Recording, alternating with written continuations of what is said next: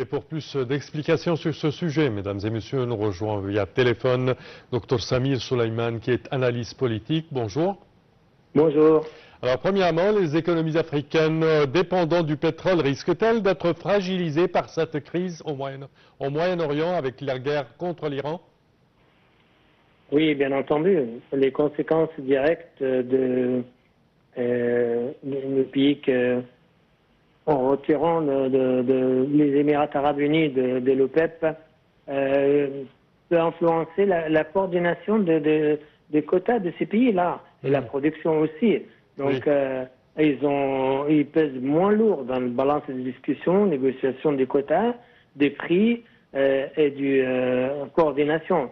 Et cela peut affecter à moyen terme leur production et leur revenus économiques. À court terme, ils continuent à se lancer dans le même sens, mais à moyen terme, ça risque d'être négatif et surtout si les prix baissent ou autre chose. Donc cela peut affecter aussi le revenu des pays producteurs comme des pays qu'on connaît, comme le Gabon, comme le Nigeria, comme même Angola, Libye, Algérie aussi, Oui. Guinée équatoriale. Oui. Est-ce que certains pays africains pourraient-ils envisager de quitter l'OPEP à leur tour, à l'instar de la position des Émirats arabes unis? Bon, ces pays, ils ont plus besoin de l'OPEP que d'autres pays. Les Émirats arabes unis sont le pays le plus puissant du groupe. Oui. Et ils sont à une production le plus importante et qui est fait comme un locomotive pour ces pays.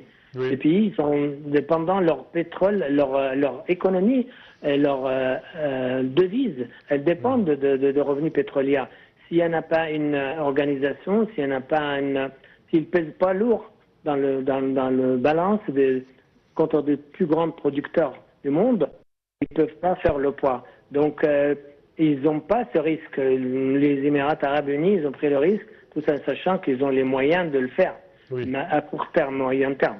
Mais je ne pense pas qu'il y a des pays, même les Nigérias. Les Nigérias, ils ont pas mal de soucis internes, mais ils ne prennent pas le risque de quitter. Au contraire, plutôt, ils doivent rester plus soudés qu'avant. Est-ce que cette crise au Moyen-Orient peut-elle influencer ou modifier les quotas et les équilibres de production que l'OPEP attribue aux différents pays membres? Ah oui, bien entendu. Cette crise affecte directement et indirectement les quotas partout. On a vu que le 3 d'Ormuz, avec lequel il passe plus de 20% de production mondiale des hydrocarbures, Oui. il peut modifier les donnes, tout en fonction de l'évolution du marché et la volatilité du marché. Donc les quotas, ils risquent d'être augmentés et baissés en fonction du volume que passe par le détroit et les besoins mondiaux. Ou alors, à long terme, si on parle des transitions énergétiques, peut remplacer les hydrocarbures, le pétrole ou autres matières comme le pétrole. Mais il est certain que tout le monde sera affecté par cette crise, directement ou indirectement. Selon vous, comment les pays africains peuvent-ils se protéger face à l'instabilité du marché pétrolier? Les pays africains, ils doivent quand même garder leur unité et leur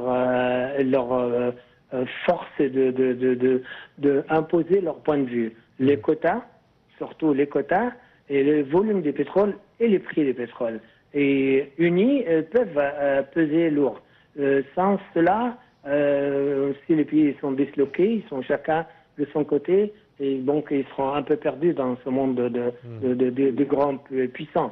Donc, en restant unis, en fortifiant l'OPEP à nouveau, après la sortie des Émirats arabes unis, que le membre le plus important, ils doivent être soudés à nouveau. Parfait, Dr Samir Soulaiman. Je tiens à vous remercier de vos explications. Je répète que vous êtes analyste politique.